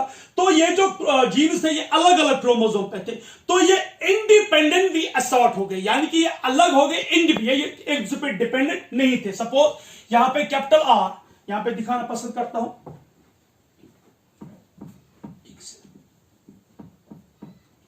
ध्यान से देखिए। सपोज ये मेरे पास 4 क्रोमोसोम्स है, यहां पे है कैपिटल आर, यहां पे है स्मॉल आर, यहां पे है कैपिटल वाई, यहां पे है स्मॉल वाई। देखिए जब फिर से गैमीट्स बने, यानी कि जब सेल्फिंग हो गई F2 के दौरान सेकंड जनरेशन में, इस वाले क्रोमोसोम ने ये वाला क्रोमोसोम इसके साथ मिला तो कैपिटल आर कैपिटल वाई बन गया। सेकंड, इसे खुशी हुई तो ये मिला किसके साथ, स्मॉल वाई के साथ, ठीक है। तो क्योंकि यहां पे जो ये अलील्स है ये अलग अलग क्रोमोसोम पे है, जिसके साथ भी उनको अच्छा लगता उनके साथ ये कंबाइन हो सकते हैं। दैट मीन्स ये जो अलील्स है ये असॉर्ट होता है इंडिपेंडेंटली, यानी कि ये किसी पे डिपेंड नहीं। यहां कैपिटल आर स्मॉल आर पे डिपेंडेंट नहीं है, स्मॉल आर कैपिटल वाई पे डिपेंडेंट नहीं है, कैपिटल वाई स्मॉल वाई पे डिपेंडेंट नहीं है। दिस है dominant allele for seed shape, this are recessive allele for seed shape, this are dominant allele for seed colour, this are recessive allele for seed colour. ये चारों alleles अलग अलग chromosome पे है। कैपिटल आर को अच्छा लगा तो कैपिटल वाई के साथ मिला, कैपिटल आर को अच्छा लगा स्मॉल वाई के साथ मिला, स्मॉल आर को अच्छा लगा कैपिटल वाई के साथ मिला। ये देखिए स्मॉल आर कैपिटल वाई या स्मॉल आर स्मॉल वाई, तो आप देखिए कितनी कॉम्बिनेशंस पॉसिबल है।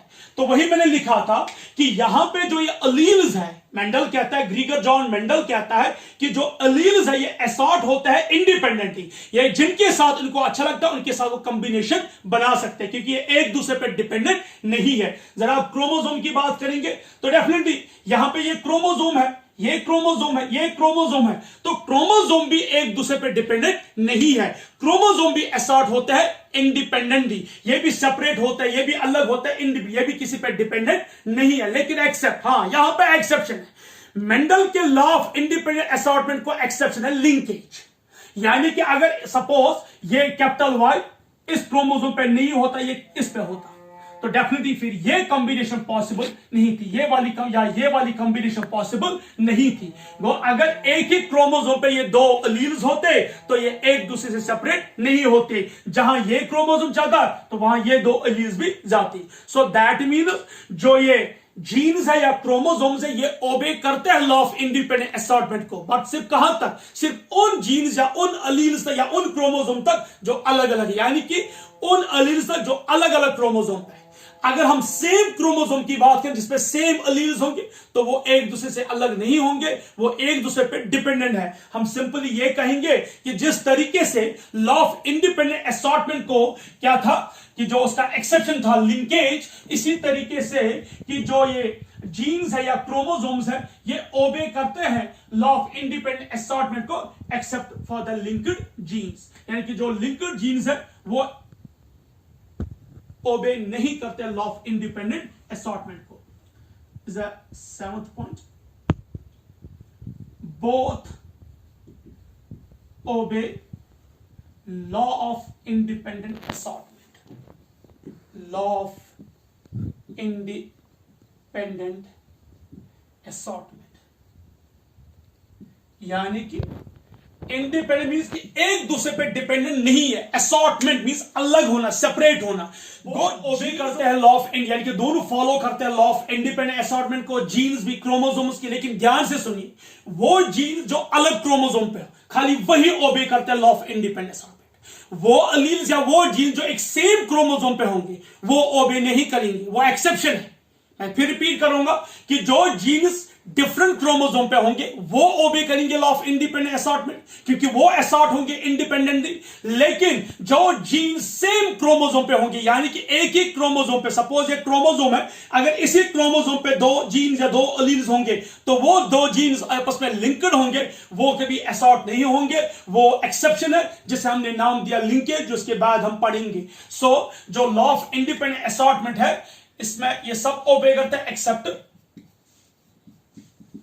फॉर लिंकेज, यानी कि जो जीन्स लिंकेज दिखाएंगे, यानी कि जो लिंक्ड जीन्स है या लिंक्ड क्रोमोसोम्स वो इंडिपेंडेंट असॉर्टमेंट नहीं दिखाते। तो ये 7 पॉइंट थे किसके, क्रोमोसोमल थ्योरी ऑफ इनहेरिटेंस के। नाउ अगर इस थ्योरी को हम पूरी तरह से स्टडी करेंगे, यानी कि Theodor Boveri and Walter Sutton ने जब इस थ्योरी को पूरी तरह से स्टडी किया तो उन्होंने क्या कहा, उन्होंने कहा कि जो क्रोमोसोम्स है ये है basically base of genetic information, यानी कि जो क्रोमोसोम्स है ये सेल डिवीजन के दौरान खुद को पहले डबल करते हैं और उसके बाद पास ऑन होता है from parents to their offsprings, यानी कि जो क्रोमोसोम्स है these are the genetic vehicles, These are the genetic vehicles। ये कौन कहता है, Theodor Boveri and Walter Sutton कहते हैं कि जो क्रोमोसोम्स है these are the base of genetic information, ये जेनेटिक व्हीकल्स है, इनके अंदर जीन्स या अलील्स होते हैं। तो ये क्रोमोसोम जो है ये पास ऑन होता है from parent to their offspring. जब एक क्रोमोसोम पेरेंट से जाएगा कहां, ऑफस्प्रिंग में, तो वो क्या लेके जाएगा, वो उन जीन्स को भी साथ ले जाएगा जो उसके अंदर है, यानी कि जो जीन या अलील उस क्रोमोसोम में है तो वो जीन और अलील उस क्रोमोसोम के साथ भी पास ऑन होगा to their offspring and to their next generation. फिर क्रोमोसोमल थ्योरी ऑफ इनहेरिटेंस के दो बानी थे, दो ऑथर्स थे, Walter Sutton and Theodor Boveri. तो उन्होंने क्या कहा, नटशल में उन्होंने ये कहा कि जो क्रोमोसोम्स है, जब उन्होंने क्रोमोसोम्स को ऑब्जर्व किया सेल डिवीजन के दौरान तो उन्होंने कहा कि जो ये क्रोमोसोम्स है ये पास ऑन होता है from parents to their offspring, या ये पास ऑन होता है जनरेशन टू जनरेशन। मींस जो ये क्रोमोसोम्स है ये जेनेटिक व्हीकल्स है, इनके अंदर क्या होता है, जीन्स, तो वो जीन्स भी क्रोमोसोम्स के साथ पास ऑन होता है to their offspring and to their next generation. तो दैट मींस जिस तरह एक गाड़ी होती है, गाड़ी जहां जाती है अपने पैसेंजर या अपने जो उसमें बंदा है होता है, ड्राइवर होता है, उसके साथ जाता है, यानी कि ड्राइवर एंड जो गाड़ी होती है वो बिल्कुल एक साथ, जहां उनको जाना था दोनों एक साथ जाते हैं। इट्स नेवर पॉसिबल कि ड्राइवर कहीं और जाएगा और गाड़ी कहीं और जाएगी। तो इस तरह यहां पे हम कह सकते हैं कि जो गाड़ी है वो है क्रोमोसोम और जो उसके अंदर ड्राइवर है वो है जीन। तो जीन्स होता है क्रोमोसोम्स में, जीन्स को नाम दिया था मेंडल ने मेंडेलियन फैक्टर्स। तो अब ये क्लियर हुआ कि जो क्रोमोसोम्स और जीन्स है इनके बीच में सिमिलरिटी है। जिस तरह एक क्रोमोसोम पास ऑन होगा पेरेंट से लेके ऑफस्प्रिंग तक, तो उसके साथ जो अलील है या जीन वो भी पास ऑन होगा।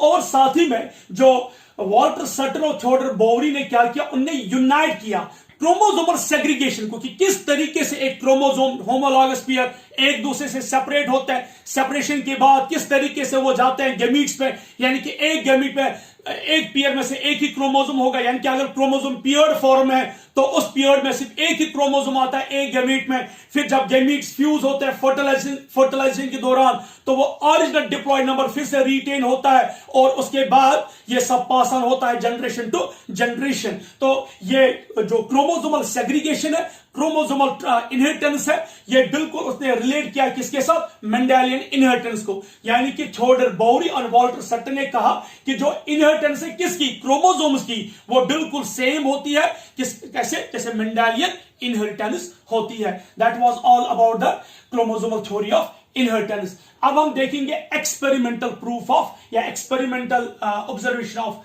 Chromosomal theory of inheritance. पहले हम देखेंगे experimental observation of law of segregation, उसके बाद देखेंगे हम experimental observation of law of independent.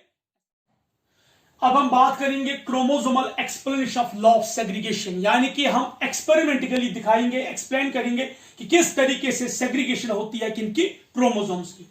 तो ध्यान से देखिए, सपोज ये G1 फेज है, G1 पढ़ा है सेल साइकिल मियोसिस में आपने पढ़ा है, G1 S G2 prophase, metaphase, anaphase, telophase etcetera.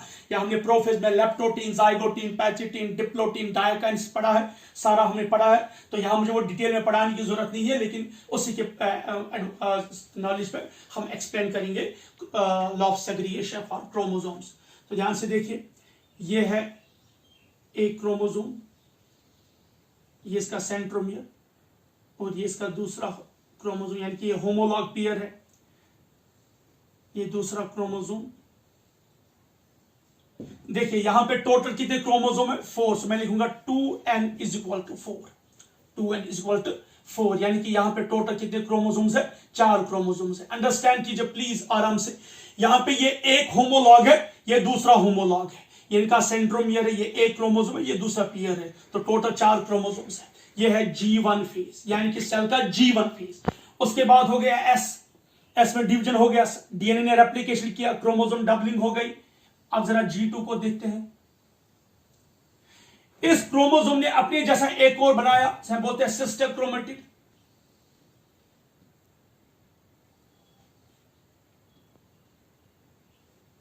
ठीक है, इसने भी अपने जैसा एक और बनाया, यह सिस्टर क्रोमेटिड, इसका सेंट्रोमियर। इस तरह से यहां भी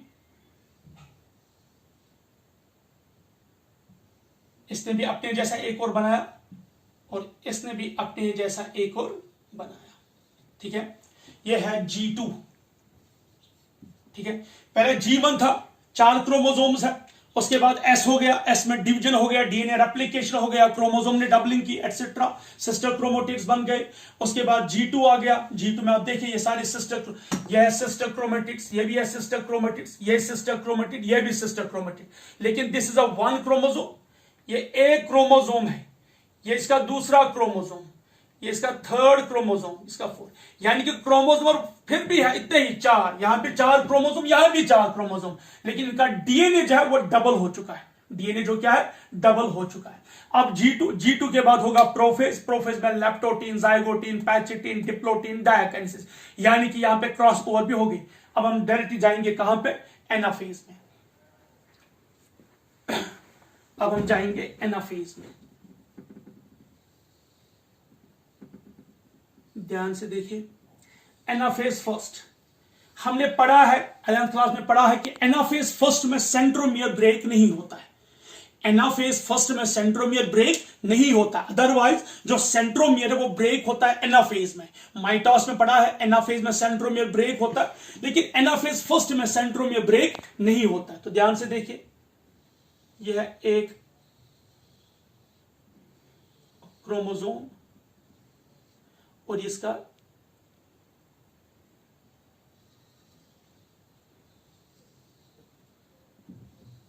दूसरा क्रोमोसोम। ठीक है, इस तरह ये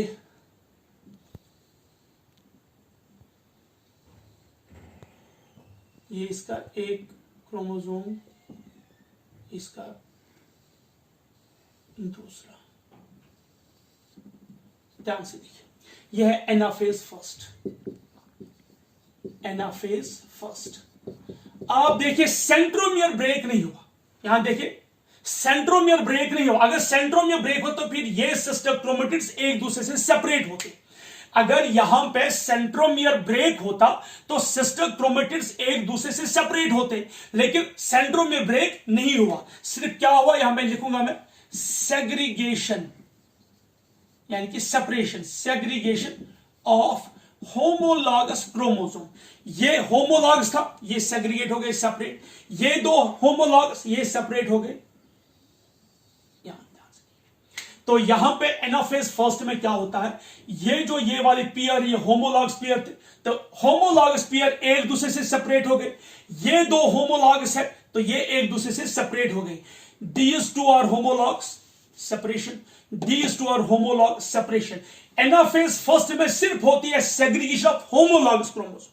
एनाफेज फर्स्ट में सिर्फ क्या होती है, सेग्रीगेशन ऑफ होमोलॉगस क्रोमोसोम। यहां सेंट्रोमियर ब्रेक नहीं होता है। तो आगे देखिए, अब यहां पे जब एनाफेज फर्स्ट होगा, उसके बाद टीलोफेज होगा, दो सेल्स बनेंगे, फिर स्टार्ट होगा मियोसिस सेकंड में, प्रोफेज सेकंड, मेटाफेज सेकंड, यानी कि अब हम आएंगे एनाफेज सेकंड पे। ये एक सेल, ये इसकी दूसरी सेल, क्योंकि after completion of meiosis first, यानी कि जब मियोसिस फर्स्ट कंप्लीट होगा तो वहां पे दो डॉटर सेल्स बनते हैं। तो आप ध्यान से देखिए, यह है एनाफेज सेकंड। एनाफेज सेकंड में सेंट्रोमियर ब्रेक होगा। ये एक क्रोमोसोम,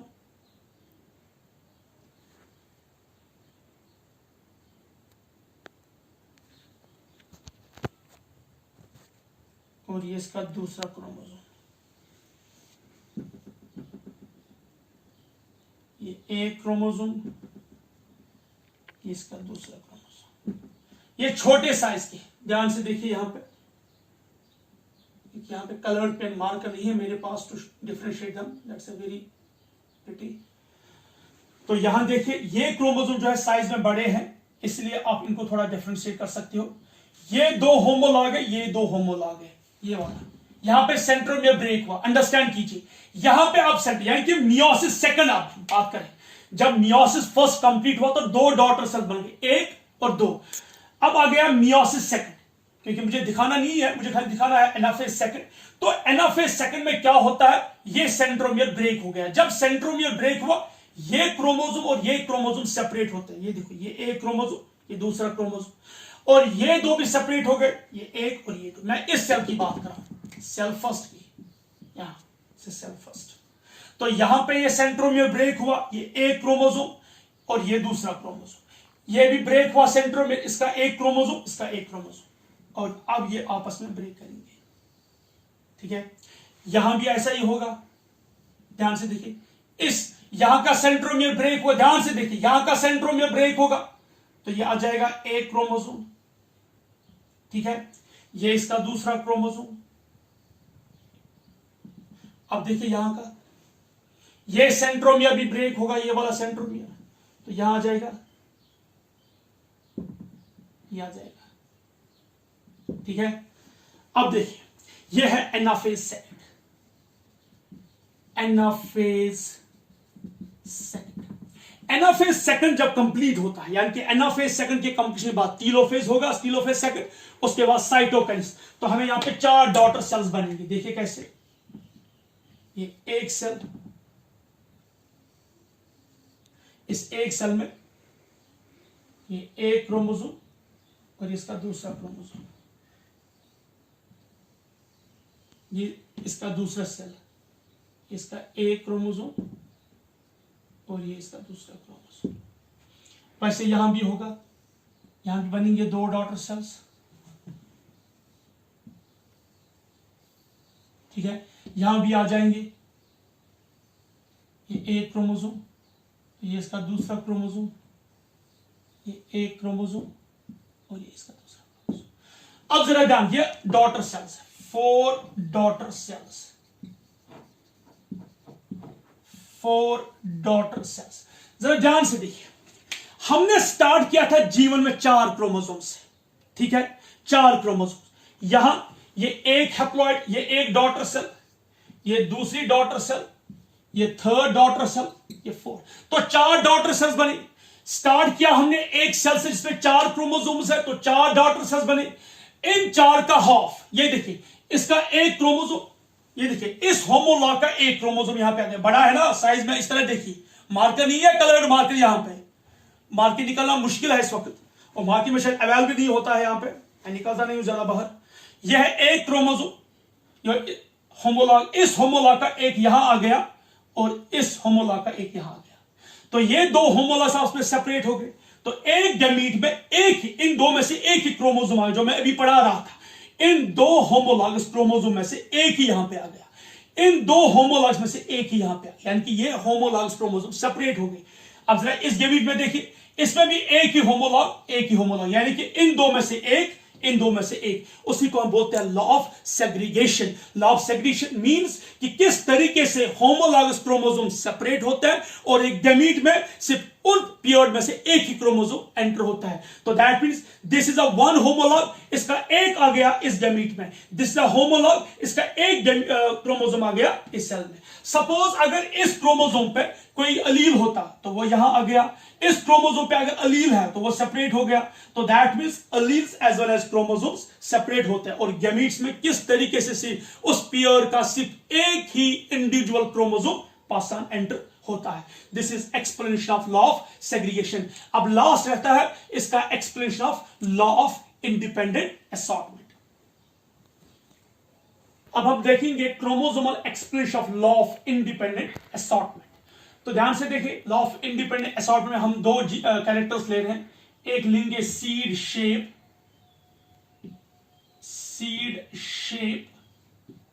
हम रिप्रेजेंट करते हैं कैपिटल आर से, और उसका रिसेसिव क्या है, स्मॉल आर। इस तरह सीड कलर, उसका क्या है, कैपिटल वाई, स्मॉल वाई। तो मैं यहां पे ध्यान से एक बार फिर बोलना चाहता हूं कि जो लॉ ऑफ इंडिपेंडेंट असॉर्टमेंट है, हम यहां पे 2 ट्रेट्स या 2 कैरेक्टर्स स्टडी करते हैं। एक है सीड शेप, दूसरा है सीड कलर। जो सीड शेप है वो है राउंड, वो है डोमिनेंट कैरेक्टर, और उसका रिंकल जो है वो है रिसेसिव कैरेक्टर। तो मैंने लिया कैपिटल आर, स्मॉल आर, या तो सीड शेप राउंड या रिंकल। तो यहां पे सीड कलर है, डोमिनेंट कैरेक्टर है येलो, और रिसेसिव कैरेक्टर है green. Capital Y for yellow, small Y for green. तो यहां मैं इसको रब करता हूं। अब ध्यान से देखिए, जैसे अभी डायग्राम बनाई वैसे ही ये मेरे पास G1 है। अंडरस्टैंड कीजिए, ये मेरे पास एक क्रोमोसोम है, ये इसका दूसरा क्रोमोसोम, ये एक क्रोमोसोम और ये दूसरा क्रोमोसोम। यहां पे है capital Y, suppose small Y, और ये है कैपिटल आर, और ये है स्मॉल आर। ठीक है, अब ध्यान से देखिए, अब होगा G1 के बाद S फेज।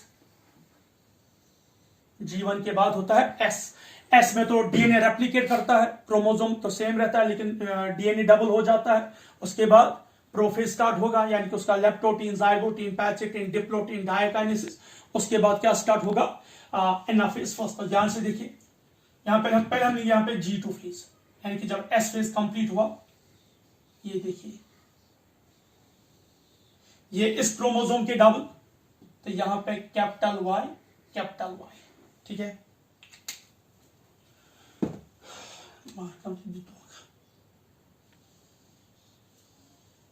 ये दूसरा क्रोमोसोम, इसने भी इसके ये 2 सिस्टर क्रोमेटिड्स, ये सेंट्रोमियर, यहां भी आ गया स्मॉल वाई।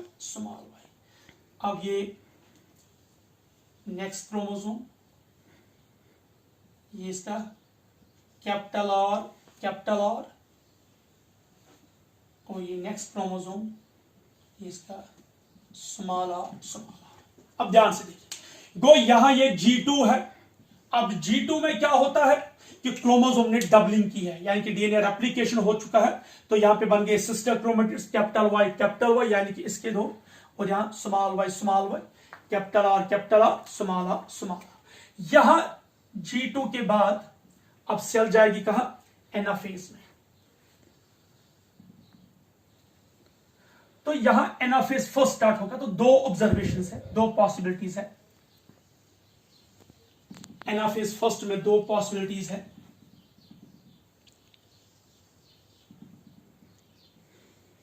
दो पॉसिबिलिटी है एनाफेज फर्स्ट के लिए, ध्यान से देखिए। दो पॉसिबिलिटीज है। पहली possibility,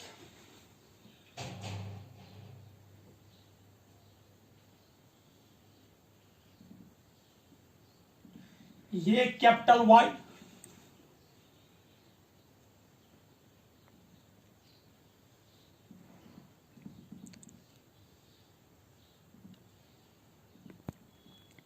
capital Y capital R और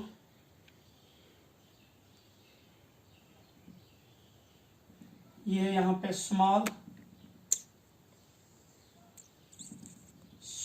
वाई और ये आ गया यहां पे इसका सेंट्रोमियर, ये आ गया small R. This is one possibility, ये पॉसिबिलिटी फर्स्ट है। Possibility first. और दूसरी पॉसिबिलिटी क्या है, ध्यान से देखिए।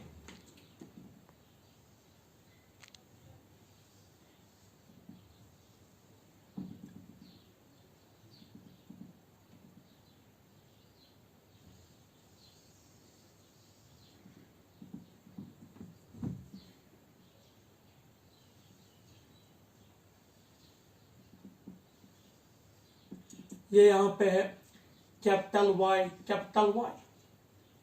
ठीक। और दूसरी यहां आ जाएगा स्मॉल आर, और यहां आ जाएगा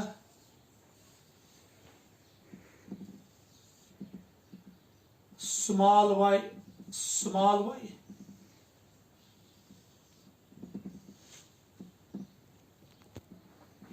और यहां आ जाएगा कैपिटल आर। यानी कि या तो capital Y small R, small Y capital R. ये दूसरी पॉसिबिलिटी है। दूसरी पॉसिबिलिटी सेकंड। अब दो पॉसिबिलिटी G2 के बाद दो पॉसिबिलिटी है एनाफेज फर्स्ट में। यह है anaphase first. I will write here, this is anaphase first.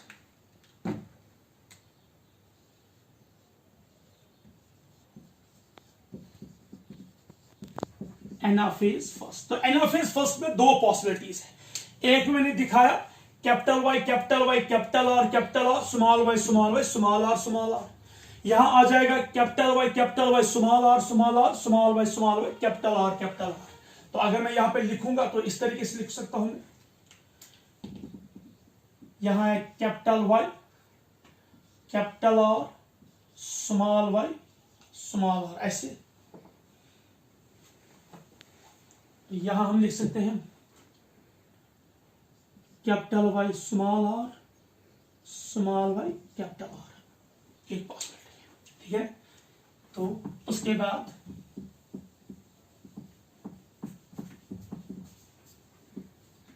अब देखिए,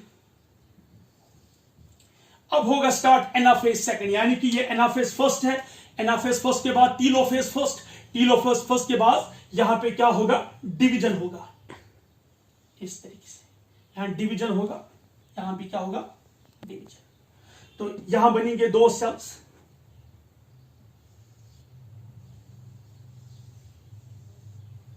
और ये इसकी दूसरी सेल।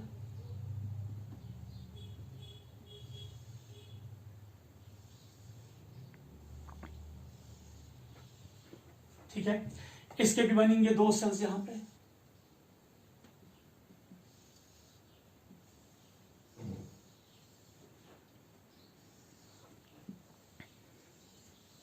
ठीक है, इसके भी और इसके भी।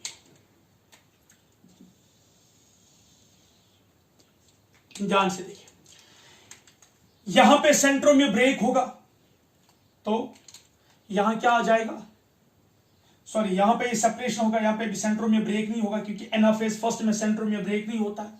तो यहां आ जाएगा कैपिटल वाई, सेंट्रोमियर इंटैक्ट, और आ जाएगा capital R. Is it clear? इस वाले में क्या आ जाएंगे, स्मॉल वाई, सेंट्रोमियर इंटैक्ट, और आ जाएगा स्मॉल आर। तो इसमें होगा कैपिटल वाई, कैपिटल आर, इसमें होगा स्मॉल वाई, स्मॉल आर। अब जरा यहां देखिए, इसमें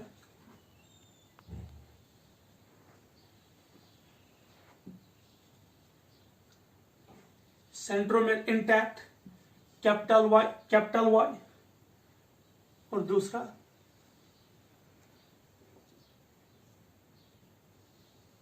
सेंट्रोमियर इंटैक्ट, स्मॉल आर। तो ये कॉम्बिनेशन क्या होगी, कैपिटल वाई, स्मॉल आर। मैंने पहले कहा क्रोमोसोम्स यहां इंडिपेंडेंटली असॉर्ट होते हैं, या पॉसिबिलिटी ये है कैपिटल वाई किसके साथ मिलेगा, आर के साथ, या स्मॉल वाई स्मॉल आर के साथ मिलेगा, या ये पॉसिबिलिटी है कि कैपिटल वाई मिलेगा स्मॉल आर के साथ, और ये है स्मॉल वाई, ये सेंट्रोमियर, और ये आ गया शाबाश कैपिटल आर। तो यहां कॉम्बिनेशन क्या है, स्मॉल वाई, स्मॉल आर। आप देखिए 4 कॉम्बिनेशन है। कैपिटल वाई को खुशी हुई तो आर के साथ मिला, कैपिटल आर के साथ। स्मॉल वाई को खुशी हुई, स्मॉल आर के साथ मिला। नहीं, कैपिटल वाई को खुशी हुई, स्मॉल आर के साथ मिला, और स्मॉल वाई को खुशी हुई, कैपिटल आर के साथ मिला। वो दैट मीन्स यहां पे जो अलील्स है वो अलग अलग क्रोमोसोम्स पे है, उन्हें जिसके साथ अच्छा लगा उसके साथ वो गठजोड़ करते हैं, असॉर्ट होते हैं। यानी कि यहां पे क्रोमोसोम जो है इंडिपेंडेंटली असॉर्ट होते हैं, और उन क्रोमोसोम्स पे जो जीन्स होते हैं या अलील्स वो भी असॉर्ट होते हैं इंडिपेंडेंटली। यानी कि यहां पे कोई किसी पे डिपेंडेंट नहीं है। चाहे डोमिनेंट वाई अलील जो है उसको खुशी होती है डोमिनेंट आर के साथ फ्यूज होना, या रिसेसिव वाई को अच्छा लगता है रिसेसिव आर के साथ फ्यूज होना, या डोमिनेंट वाई को अच्छा लगता है रिसेसिव आर के साथ, एंड रिसेसिव वाई को अच्छा लगता है डोमिनेंट आर के साथ। यहां कोई भी कॉम्बिनेशन पॉसिबल है, क्योंकि ये जो क्रोमोसोम्स है ये असॉर्ट होते हैं अलग अलग, ये किसी पे डिपेंडेंट नहीं है, ये बिल्कुल इंडिपेंडेंट है। अब जब ये गैमीट्स बनाएंगे, अब एन ऑफ ए सेकंड है ये, बेटा ध्यान से देखिए, ये एन ऑफ ए सेकंड है, यहां पे लिखूंगा this is an of A second, क्योंकि एन ऑफ ए सेकंड में अब क्या होगा, ये एन ऑफ ए फर्स्ट के बाद अब एन ऑफ ए सेकंड जब होगा, एन ऑफ ए सेकंड के बाद क्या होता है, जो सेंट्रोमियर है वो ब्रेक हो जाता है। अब यहां पे बनेंगे 4 गैमीट्स। देखिए पहले मैं इसकी बात करता हूं,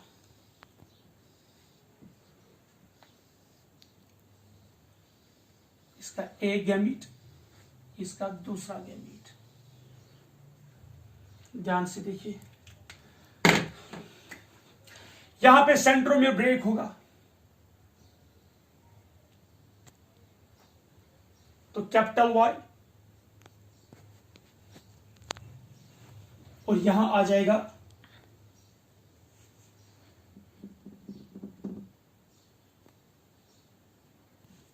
कैपिटल आर। ठीक है, यहां भी क्या आ जाएगा, कैपिटल वाई, और यहां भी क्या आ जाएगा, कैपिटल आर।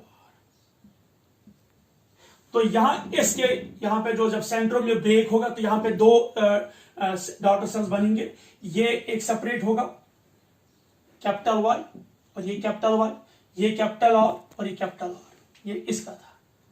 अब जरा इसका देखिए,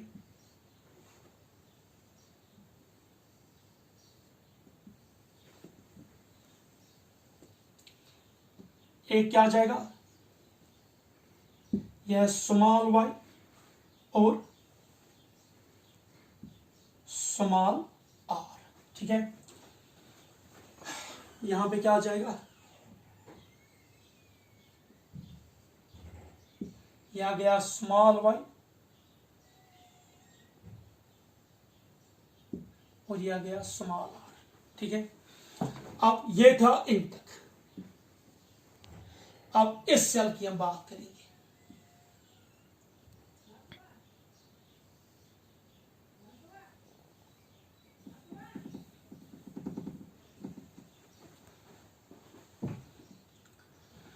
चलिए मैं इसका यहां पे लिखता हूं, इसका मैं यहां पे लिखूंगा, इसके भी 2 गैमीट्स बनेंगे।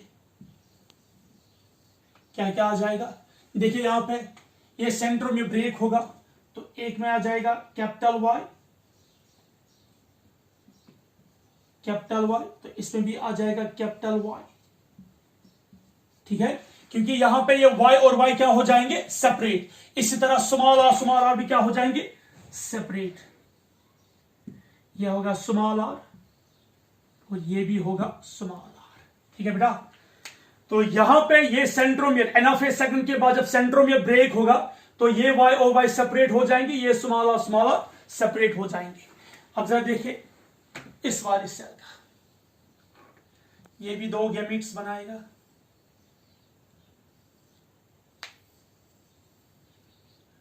एक में आ जाएगा, देखिए यहां पे small Y small Y, small Y small Y, तो ये सेपरेट हो जाएंगे।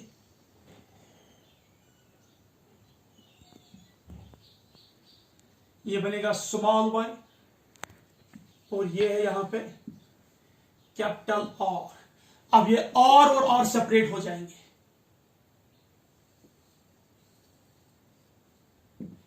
ये क्या आ जाएगा, स्मॉल वाई और ये आ जाएगा कैपिटल आर। अब देखिए इस पॉसिबिलिटी में 4 गैमीट्स बनती, अगर ये पॉसिबिलिटी होती, इस पॉसिबिलिटी में हमें 4 गैमीट्स बनते, 1 2 3 और 4। तो देखिए इस पॉसिबिलिटी में क्या है, capital Y capital R, capital Y capital R. ठीक है, इसमें भी क्या बनेगा, कैपिटल वाई कैपिटल आर। इसका क्या बनेगा, small Y small R, small Y small R. तो पॉसिबिलिटी फर्स्ट में हमें 4 गैमीट्स बनेंगे। पॉसिबिलिटी फर्स्ट में after the completion of meiosis second 4 gametes बनेंगे, capital Y capital R, capital Y capital R, small Y small R, small Y small R. यानी कि dominant yellow allele dominant round allele के साथ fuse होता है, dominant yellow allele dominant round allele के साथ, recessive जो है ग्रीन अलील मिलता है रिसेसिव रिंकल के साथ, रिसेसिव ग्रीन अलील मिलता है रिसेसिव रिंकल के साथ। यानी कि डोमिनेंट डोमिनेंट रिसेसिव रिसेसिव, ये एक पॉसिबिलिटी है। तो पॉसिबिलिटी सेकंड में क्या हुआ, ध्यान से देखिए, ये क्या है, कैपिटल वाई और स्मॉल आर। तो यहां मिलेगा capital Y small R. Dominant yellow allele ने कहा नहीं, मुझे मिलना है किसके साथ, रिंकल्ड रिसेसिव अलील के साथ।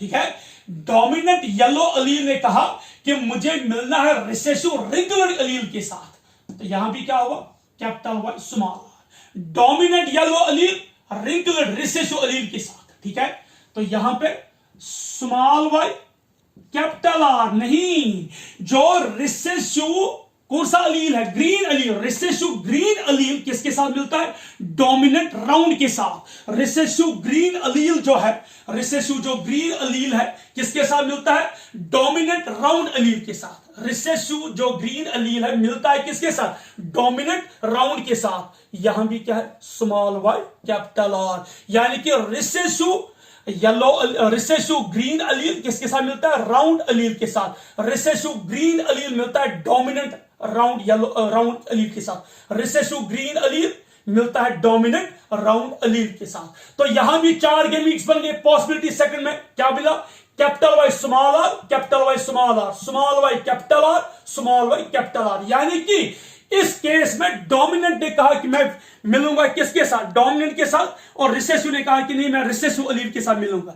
यहां उल्टा हुआ, यहां कहा एक डोमिनेंट अलील ने कहा कि मैं दूसरे रिसेसिव अलील के साथ मिलूंगा, येलो ने कहा मैं रिंकल्ड के साथ मिलूंगा, और राउंड ने कहा मैं ग्रीन के साथ मिलूंगा। क्योंकि यहां पे जो क्रोमोसोम्स है वो असॉर्ट होता है इंडिपेंडेंटली। ये कॉम्बिनेशन सिर्फ तब पॉसिबल है जब असॉर्टमेंट इंडिपेंडेंटली होगा, और ये अलील जो कि अलग अलग क्रोमोसोम पे थे। देखिए यहां पे कैपिटल वाई कैपिटल आर, ये जो डोमिनेंट येलो अलील है ये एक क्रोमोसोम पे है, और जो राउंड अलील है ये दूसरे क्रोमोसोम पे। यानी कि यहां पे जो अलील है वो अलग अलग क्रोमोसोम पे है, इसलिए जो उनको अच्छा लगेगा दे कैन डू इट।